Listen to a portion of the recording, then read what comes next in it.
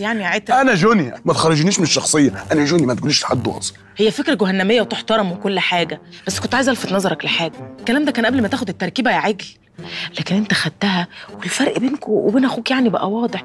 هو يعني صغير تخين. ايه انت عاوزني انط من البلكونه؟ انا مش هسرق يا ست انت. ياض ما دي مش سرقه، دي سرقه بيضه زي الكدبه البيضه كده. انت ما بتاذيش حد، انت بتنجي نفسك. افهم.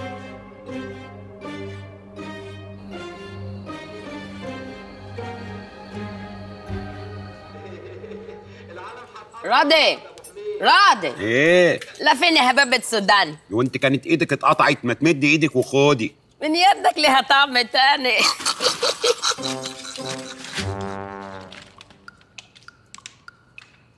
ما تقولي لابوك يرمي القشر في الطبق، هو ما بيعرفش ينشن ولا ايه؟ اصل احنا متعودين بره ان هو ياكل ويرمي على الارض، يعني في ناس ما تشغليش بالك، انا هبقى الم وراه.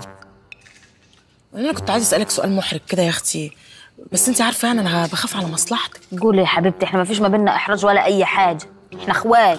الا انتوا بقالكوا سنتين متجوزين يا اختي، لا شفت لك عيل ولا تايل ولا بطنك منفوخه ولا حتى نفسي نغمى عليكي. يعني بس تقدري تقولي كده، يعني لسه ما حصلش نصيب. طب خلي بالك بقى يا اختي، خلي بالك عشان الرجاله بتزهق بسرعه. لو ما ربطتيهوش بعيل سنه والتانيه هيسيبك ويروح يتجوز واحده تانيه. لا بس الكبير بيحبني، عمره ما يزهق مني. انا امراه متجدده كل يوم. ما تقولي لامك ترمي القشر في الطبق. ما تشغليش بالك، انا هلم وراها. وانت مين يلم وراكي؟ ما تخلينا يا اختي في المهم. قولي. هحكي لك حكايه يمكن تتودكي وتتنصحي وتتاسسي وتتعلمي وتفهمي. ماشي. كان ليا واحده صاحبتي كانت متجوزه واحد بيعشقها وبيموت فيها. كيف الكبير يعني؟ وقعدت تقول ايه، مش العيال اللي هتربطه ومش العيال اللي هتعمله. إذ بالمفاجأة الكبرى،